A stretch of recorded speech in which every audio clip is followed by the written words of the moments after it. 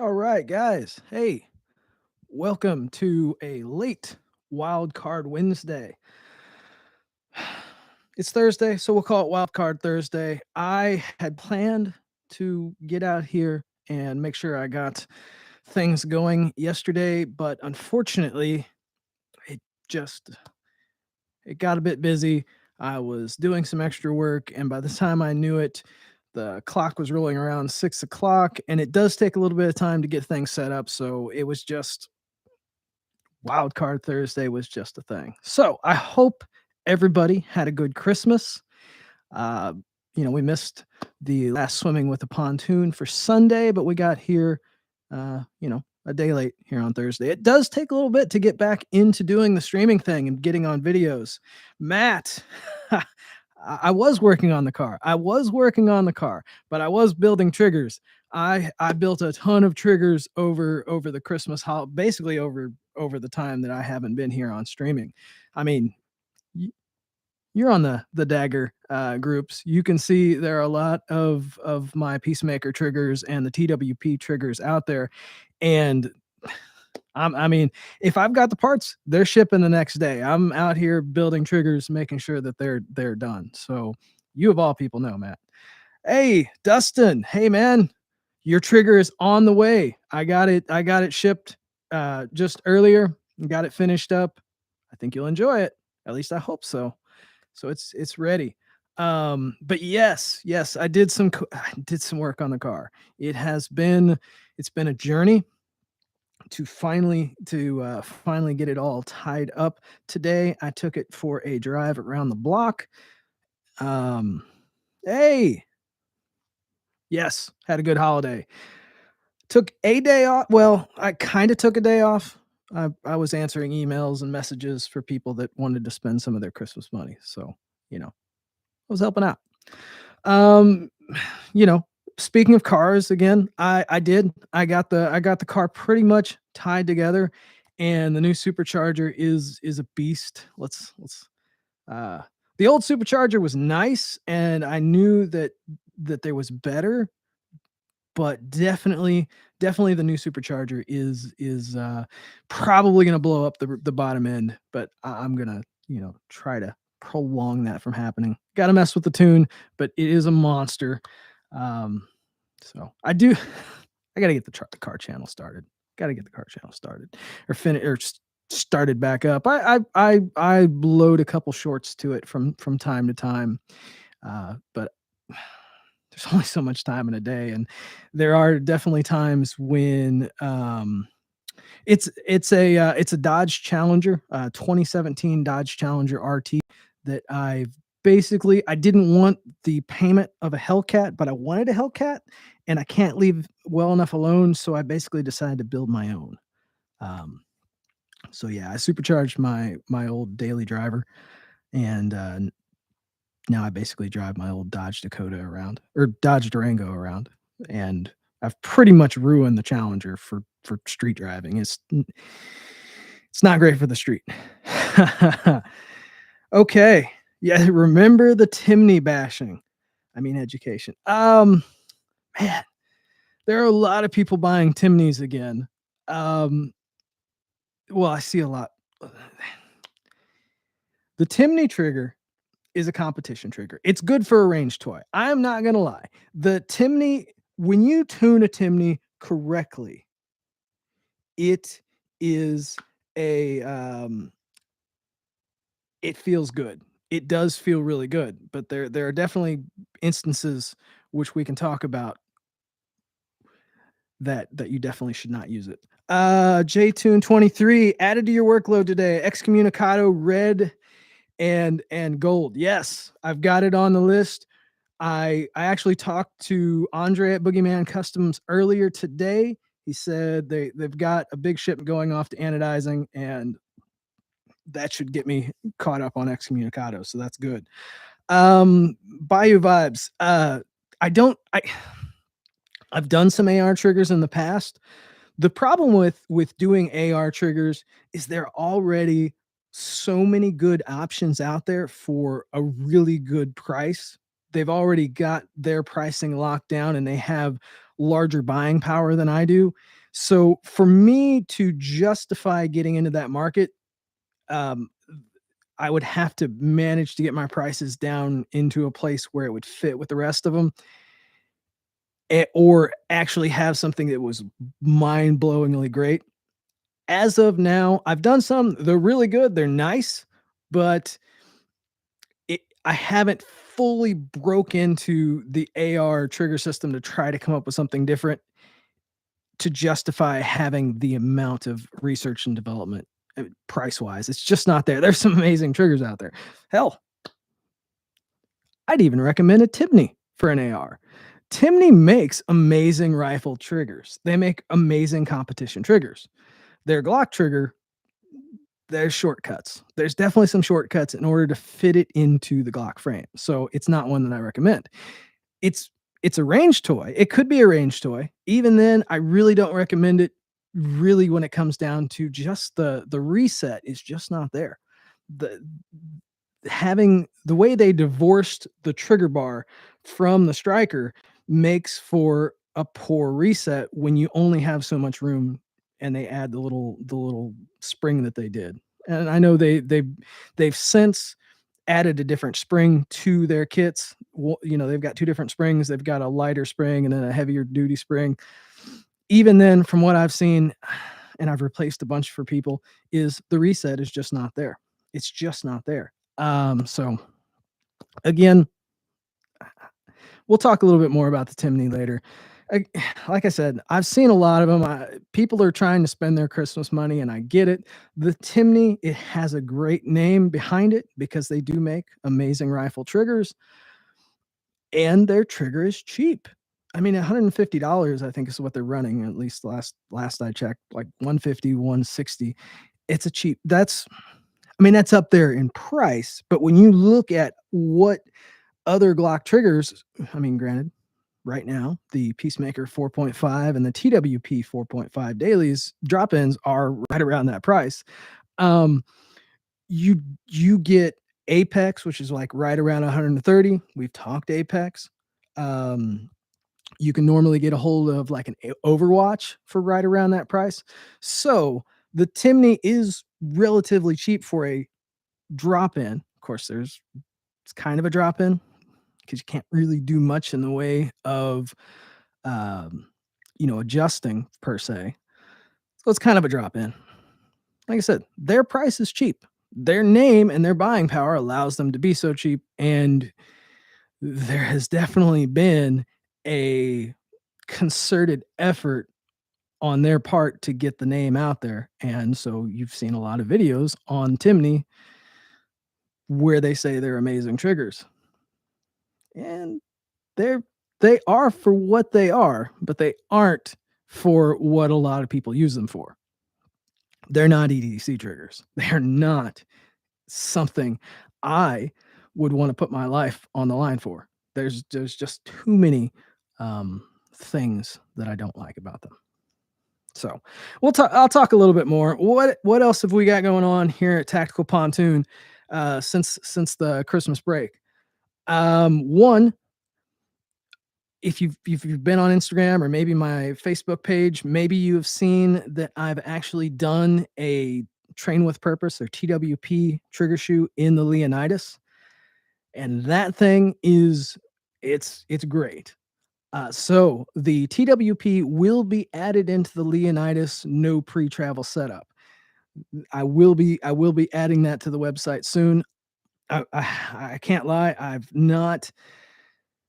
I've been busy building triggers. I'm not gonna lie. The drop-ins are rocking and rolling out there. And I gotta appreciate everybody and give you guys all a thank you for making the drop-ins such a success, because I hadn't planned on doing drop-ins. My heart is in like the excommunicado and my competition systems, but drop-ins also. And like I've always said, when I decided to do a drop-in system, I wanted something that worked really well. MR2 Scroll, man, how's it going? What is up? Glad to have you here. So I've been busy building drop-ins, and I'm very happy with the drop-in systems that I have to offer on the website. It's, the Peacemaker systems and the TWP, they're amazing. My heart still lies with the custom stuff like the Excommunicado, the any of the Leonidas systems, the Vader, um, but build for you guys. If there's something special you guys want, let me know. I do what I can to help make that possible. MR2, yes, the OZ9. All right. Let me know when you're ready. Just hit me up. Play with it. Check out that Zev. If we want to tune up the Zev, let me know. Or we can tune it up and do something real special. Get some real Jedi magic in there. Um, I I've got my Zev here. The slide that I got from Zafiri showed up. I went with a stainless steel barrel, but I'm not sure I'm going to stay with it. Well, I may Cerakote the barrel, may have the barrel Cerakoted. The frame, the grip module, the slide, probably the barrel is actually about to head off to Cerakote Chick over in Texas. I'm going to do a clean Noveski bazooka green on this bad boy. So she's going to be beautiful. She's going to be a green pickle. It's going to look great. So I've just kind of got the slide on there mocked up. So looks good. And I've got a little bit of a Star Wars theme going on here with the lights. At least I think so. It's a little. I know it's winter, but it's a little bit warm here in Louisiana, and so I've got some sweat going on. Do bear with me and my glossy head. It brings the lights in. Sorry, it brings in. So with my whole trigger Jedi thing, I decided to do a little bit of Star Wars blue and red because I'm kind of a geek like that. So Zafiri, we'll talk a little bit about Zafiri because we did on last Wednesday, but that's no longer up. We talked about Zafiri. We talked about the Zafiri trigger, which I don't know if any of you guys here who didn't catch Wednesday or maybe haven't caught Zafiri Precision. They make slides, barrels. They do a lot for a lot of different companies like IndieZ. They do their slides. There's a couple different companies that Zafiri does. They're big, and they recently released a trigger on the market. Now I knew they were coming out with a trigger. I thought they were coming out with their own trigger, but I kind of should have seen this coming because they're in Florida. Good old Ranger Proof is down in Florida. So it's actually a version of the Ranger Proof Vex trigger, which is also, the Johnny Glock Vex trigger is a version of the Ranger Proof trigger. So we've got 3 triggers. It's kind of like driving a Plymouth Chrysler Dodge. They're all rebranded or GM's models, which they had. You could get a small block Chevy back in the day and everything. So it's kind of the same deal. I have 1 or 2 of them coming. I thought I was going to have them already, but they kind of did a limited run, and they're going to send me a couple on their next run, which should come up soon. We'll take a look at it. I've already seen the Vex in the shop. I did one for a guy. This way we'll have a shop version. We'll have the Zafiri version, which has kind of a skeletonized look. Yes, I know what we'd yeah. Like I said, I took down, I privated last week's WildCard Wednesday because I did go through some stuff that I don't want to keep up online. So if you caught it, you caught it. It kind of went through some of the backstory from Ranger Proof and my dealings with them, both good and bad, mostly bad. and why I'm not a huge Ranger Proof fan. So with Zafiri and their what they call their finger banger trigger. It's a skeletonized version of the Ranger Proof Vex, which is a pretty decent looking trigger. I did have some concerns with the Vex, so I'm going to take a look at the Zafiri version. They're sending me some. I've worked with Zafiri for. I mean, we were both brand new when we both started actually getting out there. So I've been working with Spheri for a good amount of time. I've used a lot of their slides. My I had a limited run of barrels with Safiri. They did my barrels. So I've worked with Safiri for a good while. We'll take a look at it. I'll give my thoughts. Maybe I'll do a couple for them that they can have in the shop, but I don't plan on offering it on the website. I might do some special, but being that it does kind of originate as a Ranger Proof trigger, it's not something I'm terribly excited about. So we'll see. We'll see. Anyways, so Zafiri's trigger, it should be coming in soon. I thought I would have one with the slide. He said he was going to send one over, but they kind of sold out. So we'll have one soon. It's definitely not going in the Zev. It'll be a top town video. We'll take a look at the specifications. I'll measure it. We'll see what the tolerances are. We'll see where it sits on different frames, and that has always been one of my things. It does reduce a lot of the pre-travel in comparison to many triggers on the market. So we'll kind of take a look. We'll see. Before I talk too much about it, let's take a look at it real time. I'll put the macro lens on. Take a look at it right then and there. Semi-custom Jedi backstrap. Now, speaking of that, you already know where it sits, Matt.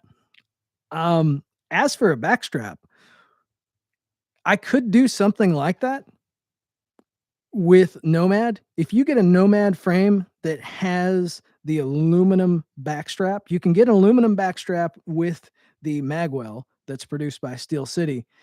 That I can laser etch. Well, actually, Spearhead Laser Works, who I deal with, can do that. We did a Resident Evil build on a Nomad frame with that aluminum backstrap. I'll have to post some pictures here on YouTube, or they're on Instagram, of how that came out. It looked amazing on that aluminum backstrap. Beautiful. So that'd be kind of neat. But as for like the polymer ones, I could laser polymer. It's an idea. It's a thought. I could even do it on like magwells.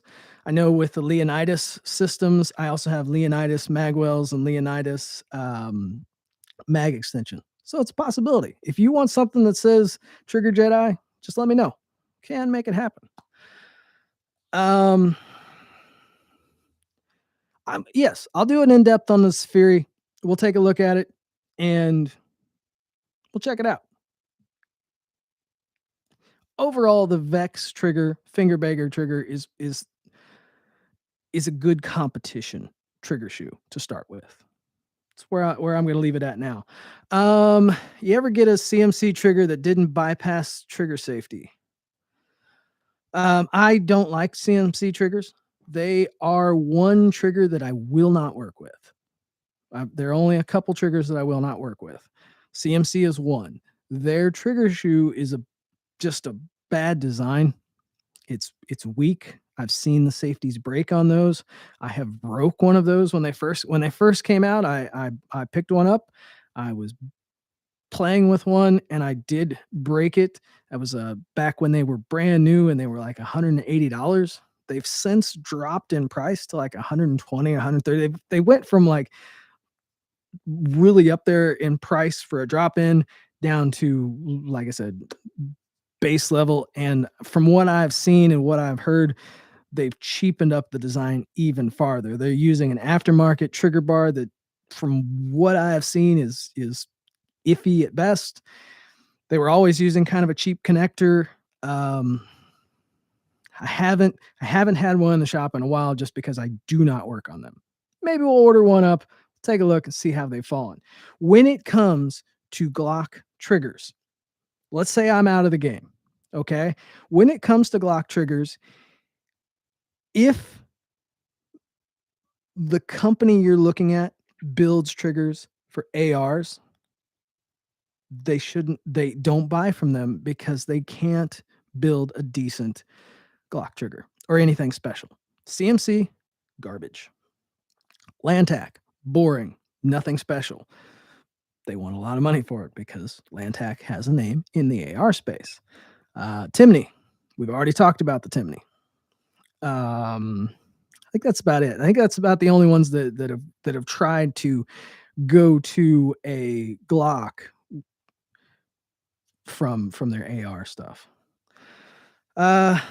Slip safety swap for G40 thing, same thing, sent back no good. Got for for $99. Yeah, they used to be $180. When they first hit, they were $180. I bought one. I thought it looked really neat because it looked like their AR trigger, but it was definitely ugh.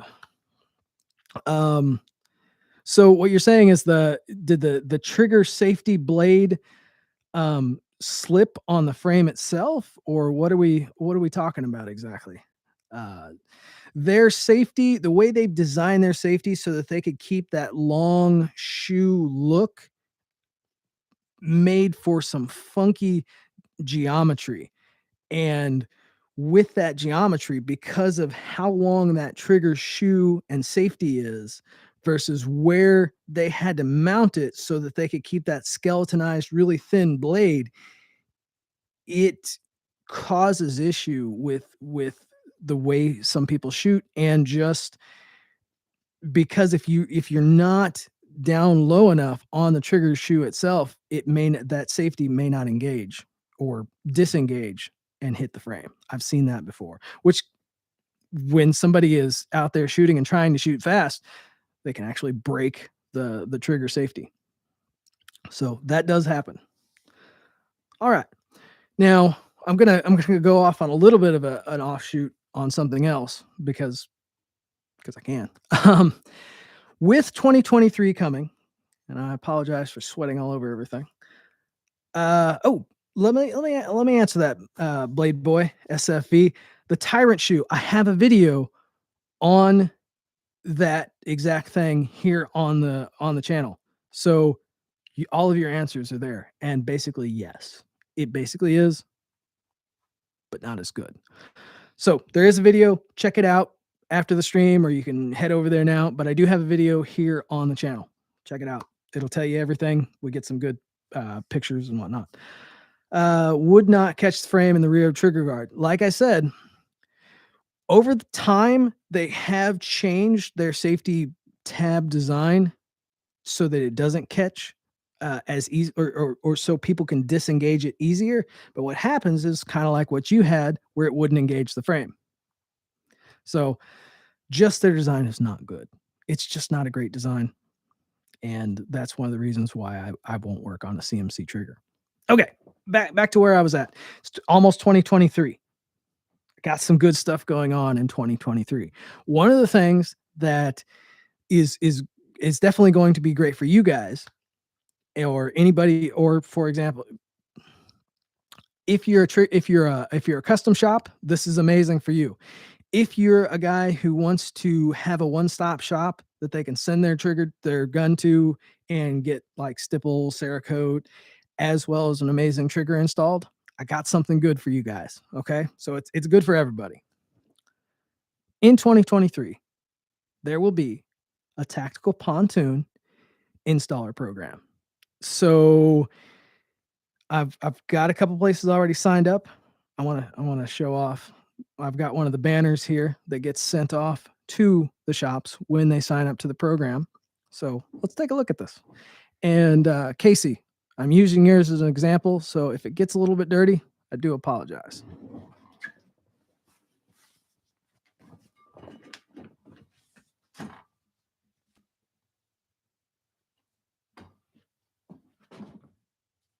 Check that out. A little bit of Banner action. Not Bruce Banner. But that is the installer program. And when a shop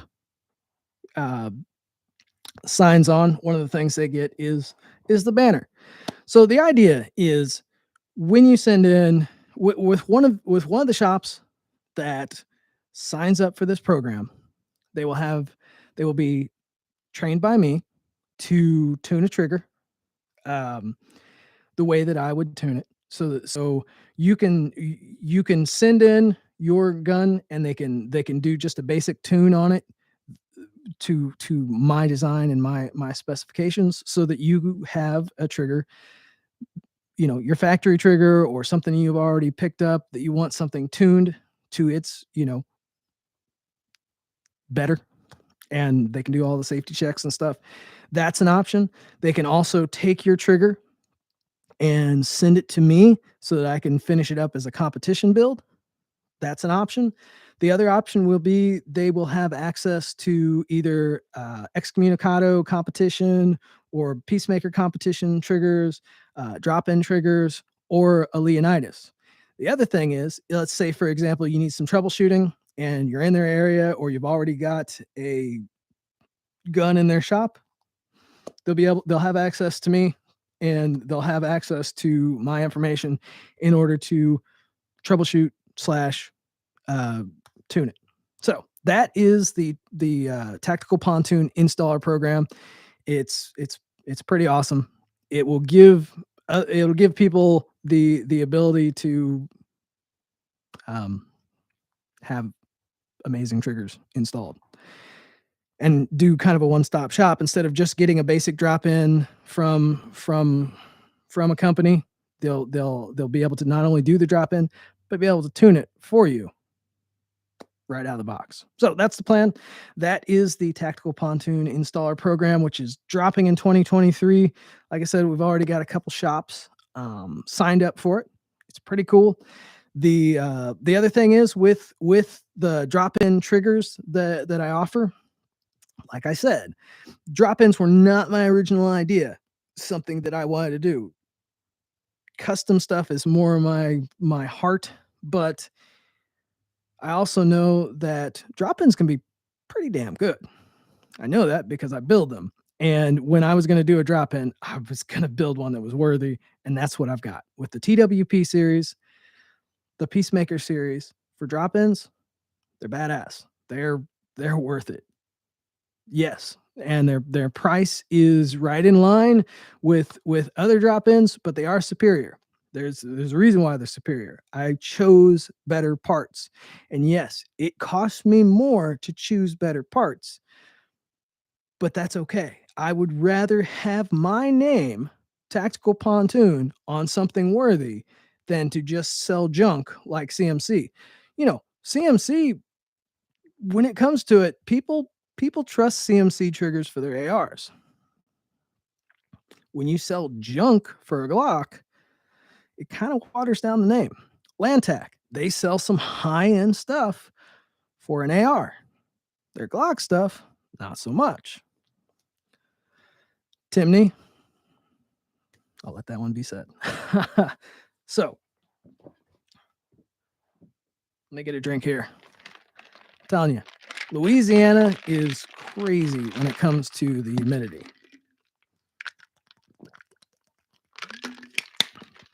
My shop floor is sweating, sweating worse than me. Out in the main shop, the floor is just sweating like crazy, literally puddles. We went from cold, like below freezing, to like 60 degrees, and with crazy humidity, it's just it's monstrous. So I had hoped that at least tonight the temperature would drop enough that I wouldn't need the AC. So I was wrong, and I brought my fan to the other shop. So I'm kind of sweating it out with you guys. So kind of got a sheen going on. All right. What else do we got to talk about?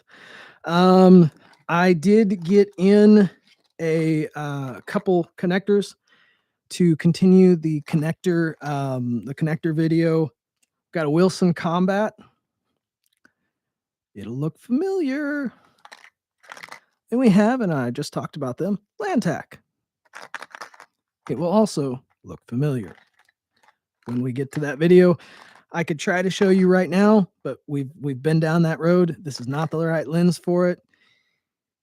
This is not the right light for it. We will get it with the macroscopic lens, and we can take a look at them up close. They're built by two different companies, but they're two different companies we've already seen.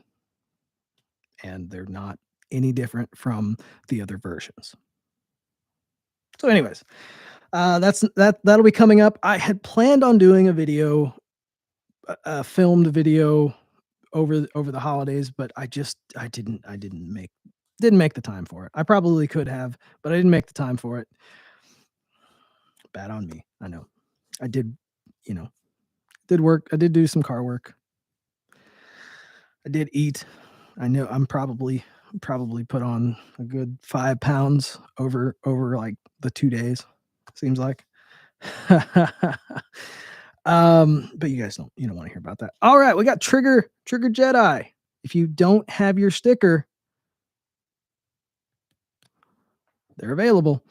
If you've bought something and you didn't buy a sticker, you will also notice that I've got the little baby, and I gave one away. I had one in here to show you guys. I have a little baby Trigger Jedi sticker. It's the free version. It goes out with pretty much every order. So you do get a chance, no matter what you buy, to get a little baby Jedi. But you can get the big one. Take pictures with any of them. It's fun to see. I want to spread the Trigger Jedi bald head all over the place. I know MR too. I need to do this car channel. I've been uploading shorts to it. I have been at least doing that. Not as many as I should. And I did drive the car today. You weren't here when I started out. I did get the supercharger basically buttoned up enough to drive it around the block with the hood off. Neighbors were watching, and it did good. It did good. I got to mess with the tune. It is definitely running a bit lean, which is to be expected with a larger rotor pack, pushing about. I didn't pay extreme attention to the boost gauge. I was kind of holding on for dear life. Was kind of holding on for dear life and making sure that I stayed on the pavement. But it looks to be about 8.5 to 9 pounds of boost, which is kind of about where I was expecting it to be with the larger rotor pack and the 3-inch pulley. So we'll see. I get it tuned up, play with the tune, add some fuel to it, and then see if I'm going to go with a smaller pulley. But there's definitely there's going to be a clearance issue soon with the belt, just the way they routed it. Anyways, I know it's not gun stuff, but again, I got to do the car channel, and I can talk about that stuff just about as much as I can talk about Glocks and triggers and that sort of thing. Timney. Again, with the Timney trigger, it's a competition trigger. It really is a competition trigger. I know that the word is out there that you can use it for an EDC. But I ask you this. Is that variation where they've changed so many components out to their version worth it? Do you trust that version of the trigger with your life? Not just the fact that there are possible issues with cruciform interface. But with a different style of trigger components, do you trust your life with that? I can't say as I do. I really wanted to like the Timney trigger when it first came out. But looking closer at it, I see too many different issues with that design for me to ever recommend it. I get it. It's cheap.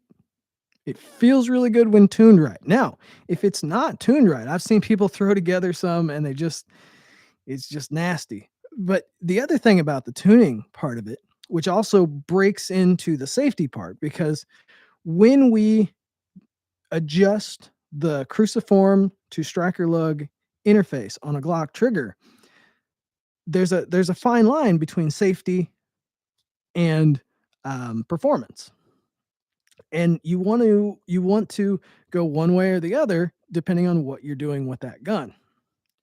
Well, with a Timney, you're kind of stuck with whatever it fits down in the housing. Now, there are ways that you can kind of shim it and you can play with it. And I had one guy who went all ape shit on me on Facebook because I told him that you weren't able to adjust the sear.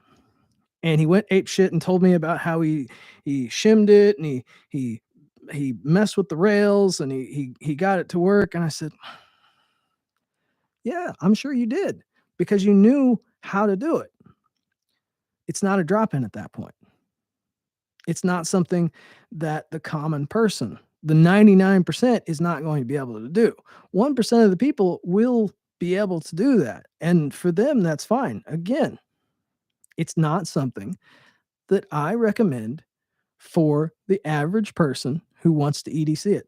And I see people all over social media, especially Facebook gun groups, where they're asking or talking about Timney triggers, or they bought one and they're asking about it. And I get a lot of pushback because I present my case, I put my facts out, and they don't like to hear it. And it's unfortunate. But again, I can't save everybody. I can put the facts out there.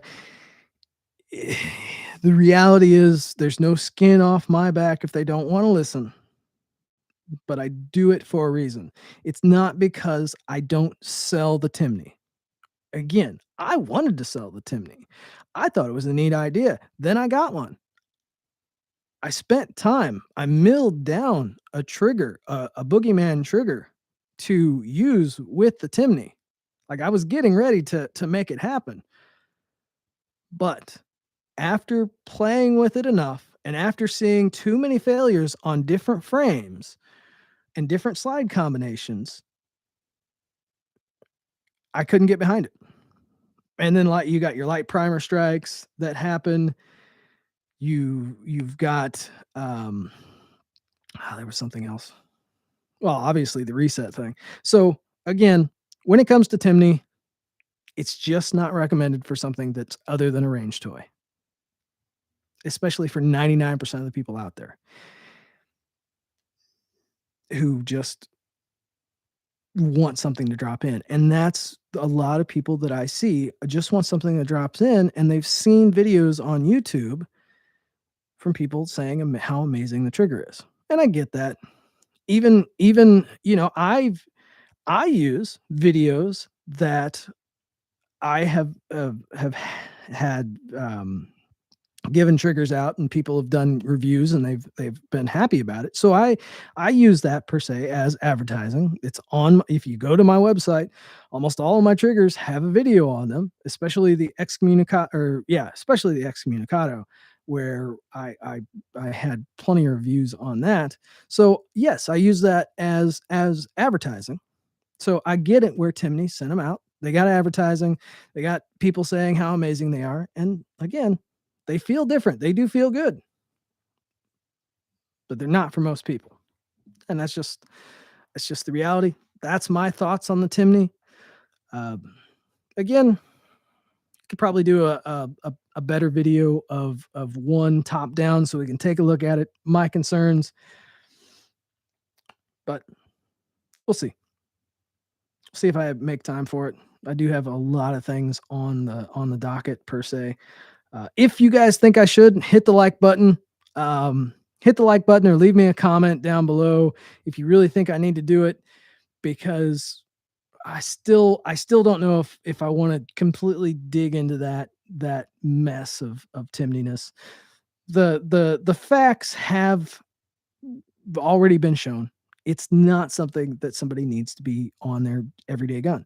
If you got a safe queen, I've got plenty of safe queens. I'm not even going to be.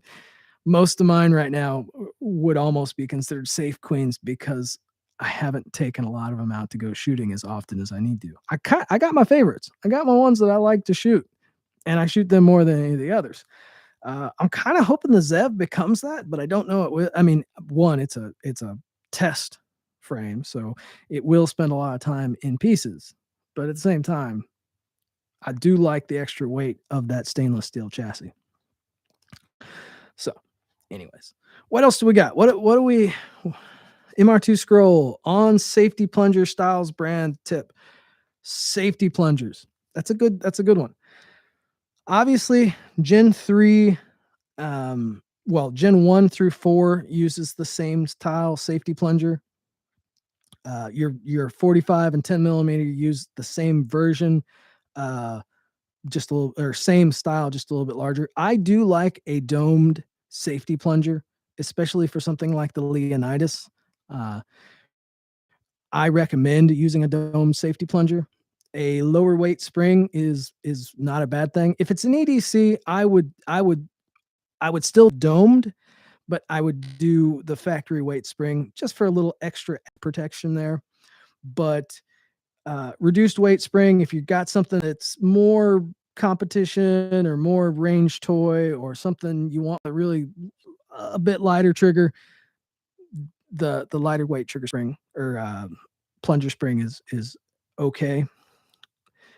I have noticed, and actually one of the, I need to actually change on my website.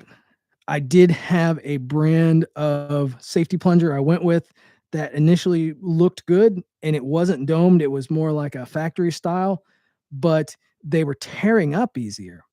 And the initial ones they sent me were good. They were a good stainless steel. So I thought we were good to go.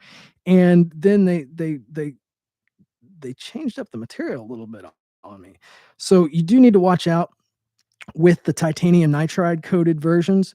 They're throwing in some, they're able to change things because it's titanium nitride coated, so it looks like it should, but it's actually not.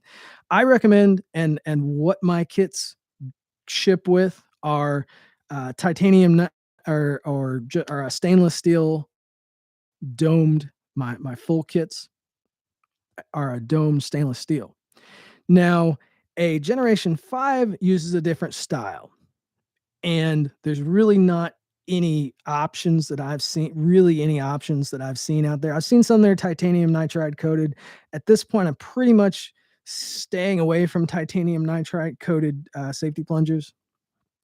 And I'm almost to the point, depending on the company, titanium nitride coating, kind of staying away from that, unless it's a company that I trust even more so than some of the others. Generation 5, you really don't have any options on that, but I'm working on something for like Leonidas and pretty much any of them. Just give a little extra, not domed because it is more of a triangular shape. I am working on something to kind of do the same thing for the Generation 5s. Speaking of Generation 5s, I'm waiting. I'm looking for it. Is the new 10 millimeter and 45 caliber. They're out there. They thought they were going to wait till SHOT Show, but they do seem to be out there. My local FFL that I go through, they are moving buildings, but I do have them looking for a or to get one in for me, because I want to look and see, have they changed the internals on the big caliber Glocks, because obviously that's going to change my offerings for the excommunicado system. And I hope that they've changed it enough that I can offer a Leonidas for the big caliber Glocks, because as it is right now, 10 millimeter and 45 caliber, I cannot do a Leonidas trigger for. You cannot do it safely. You cannot remove that much pre-travel and still retain the safety plunger. The vertical extension just does not have enough meat on it in order to profile it to keep it away from that, which kind of makes me wonder about some of the triggers that remove a lot of pre-travel from. Kind of like the Vex. May not be great in the 45 calibers, 10 millimeters. But then again, I could be wrong.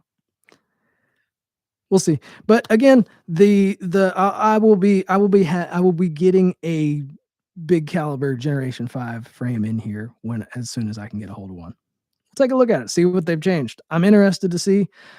They also, and I can't find them. It's like they've got a part number for it, but it hasn't really dropped yet. And that is the Glock performance trigger.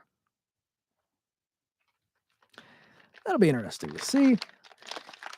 I don't know that it's really going to be that much different. It says it's flat, but I don't know if it's Glock speak for like a G17 flat where it just doesn't have ridges like the older G19, or if they mean truly a flat trigger, which again, it is Glock. I don't see it being too terribly innovative. But if I can get a hold of one, we'll take a look at it, see what they did. You know, part of me thinks it's just a minus connector with maybe a proprietary polymer flat trigger shoe and not too much else. But we'll see. Glock could throw us a curveball.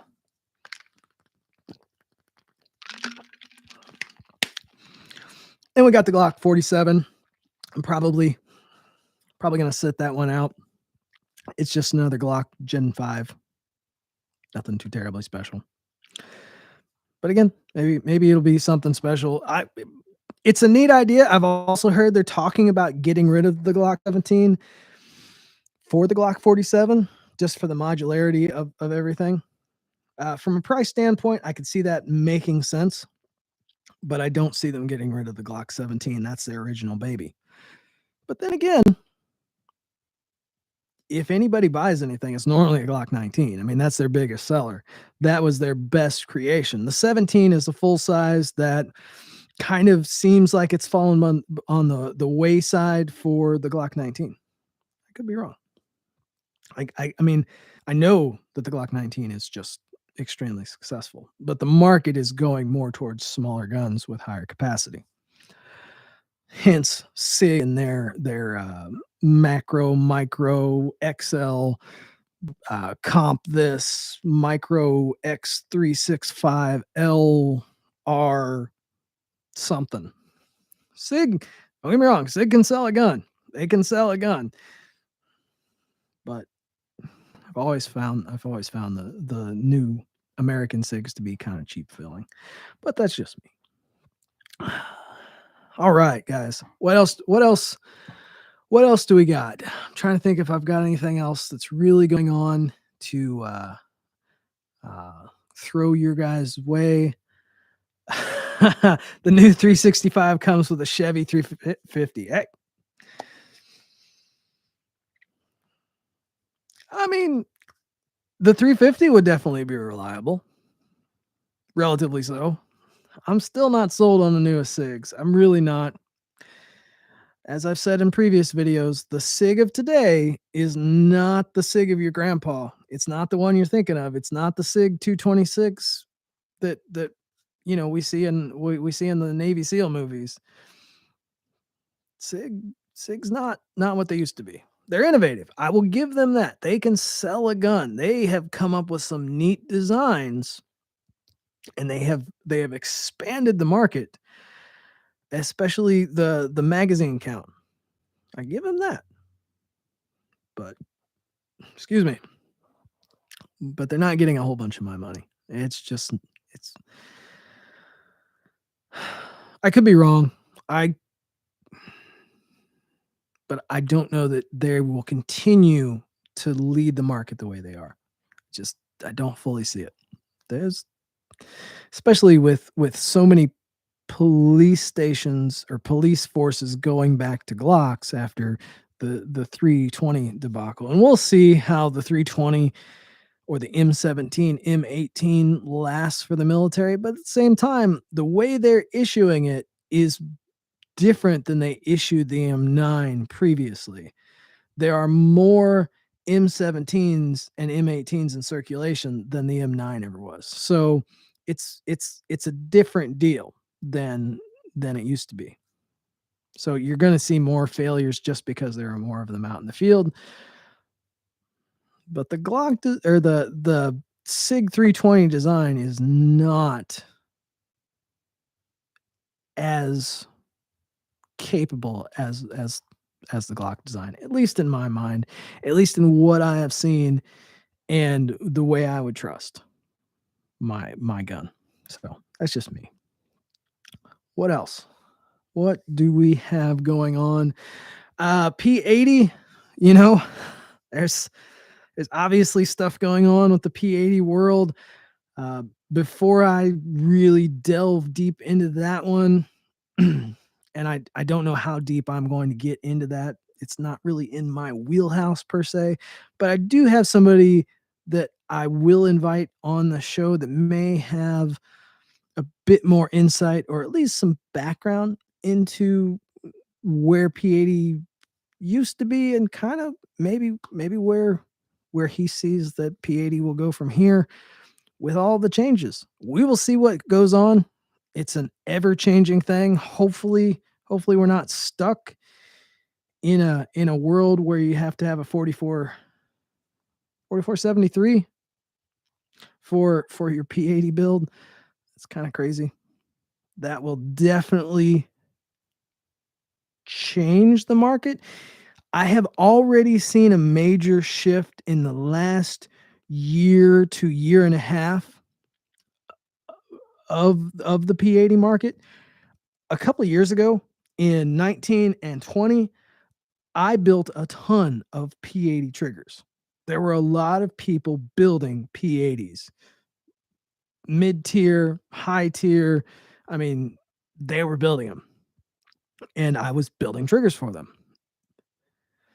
The amount of triggers, because most of my triggers have a drop down selection for a P80, that is not chosen near as much as it used to be. I'm talking like I've seen a drop off of anywhere from 60 to 70%, maybe even higher, of my P80 builds trigger wise. Like the market has changed.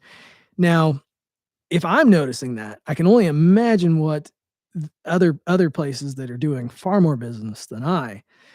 Well, then you change that to where the P80 definitely does not have the same appeal that it did.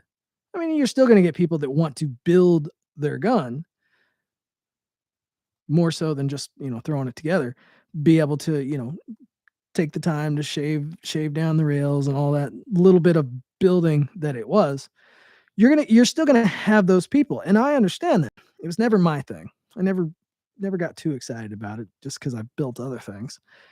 Building the gun just wasn't fully my thing. Anyways, so if you change those dynamics, I would hate to be P80 because the market will definitely shrink to the point of almost nothing. I noticed that P80 sent out a letter, posted a thing on their social media about asking for donations and stuff. It's a good cause. It truly is a good cause. I am curious though, because what I know about the amount of sales that they moved and the amount of actual money that goes into each P80 kit, they had some money. I don't know where it all went, but they definitely had some money.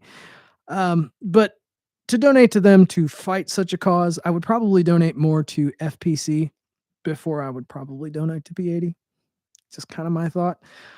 But there's a place for P80s, and there needs to continue to be a place for P80s. So we do need to get behind that movement for our own freedoms. So we'll see. We'll see how it goes. I'll keep an eye on it. You know, again, P80s are part of my business. It's part of what I do is build triggers for P80s. I would hate to see that go away. I would hate to see that go away for my own